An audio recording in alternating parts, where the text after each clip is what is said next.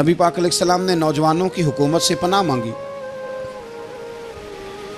नौजवानों की हुकूमत से पनाह मांगी है, इसलिए कि नौजवान बड़ी जल्दी प्यार भी करता है और बड़ी जल्दी नफरत भी करता है। सोचें मजबूत नहीं होती। नौजवान आदमी, जवान आदमी बिखरी हुई सोचें होती। हम ना जवानों को वक्त नहीं देते, हम मुतालबा करते हैं नौजवान से कि वो है नौजवान, बातें बूढ़ों वाली करे।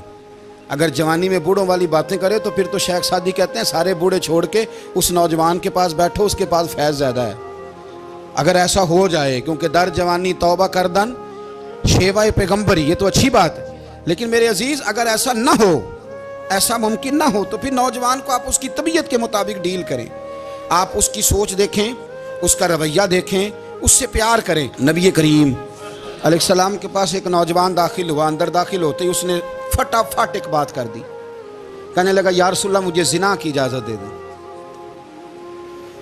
मेरे जज्बात बहुत भटक गए, मैं रोक नहीं सकता। हमारे यहाँ हमारे घर में कोई फ़ोन करे तो हम गैरतमंद बन जाते हैं। मेरी गैरत को गवारा नहीं कि कोई मेरे घर में फ़ोन करे, और अगर मैं किसी के घर में फ़ोन करूं तो फिर गैरत किधर गई? फिर भी आप गैरतमंद नहीं साहब, फिर भी आप गैरतमंद नहीं। अगर आप किसी के घर फ़ोन करते हैं तो आप गैरतमंद नहीं, तो याद रखें अगर आप ये हरकत कर रहे हैं तो फिर आपको भी थोड़ा एहसास होना चाहिए ना। नबी करीम सल्लल्लाहु ताला अलैहि वसल्लम से उसने कहा मुझे जिना की इजाज़त दे दे। हुजूर फरमाने लगे आगे आ जाओ। हज़रत उमर कहते हैं मुझे बड़ा गुस्सा था, मेरा दिल कर रहा था उठूं और 2 थप्पड़ मारूं इसे।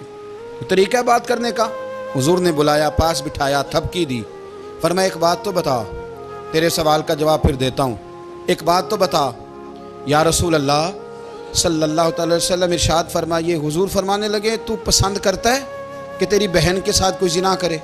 पसंद करता है तू कि तेरी बहन के साथ कोई जिना करे? कहने लगा हुजूर मैं बात भी सुनना पसंद नहीं करता। तेरी बेटी के साथ? कहने लगा हुजूर जुबान उसकी खींच लूंगा जो ये बात करेगा। कहा तेरी माँ, तेरी पुप्पी, खाला का? हुजूर खबरदार, किसी बंदे को मैं इजाजत नहीं दूंगा। रसूल करीम फरमाने लगे जिससे तू जिना की इजाजत मांग रहा है वो भी तो किसी की बहन है ना, वो भी तो किसी की बेटी है। जो गैरत, जो हमीयत तुझे अपने घर के बारे में आती है वो दूसरे के बारे में क्यों नहीं आती?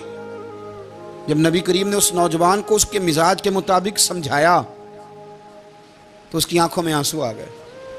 अर्ज करने लगा या रसूल अल्लाह सल्लल्लाहु ताला अलैहि वसल्लम, हुजूर जिना की इरादा तो एक तरफ, आज के बाद मेरी जुबान पर इसका नाम भी नहीं आएगा।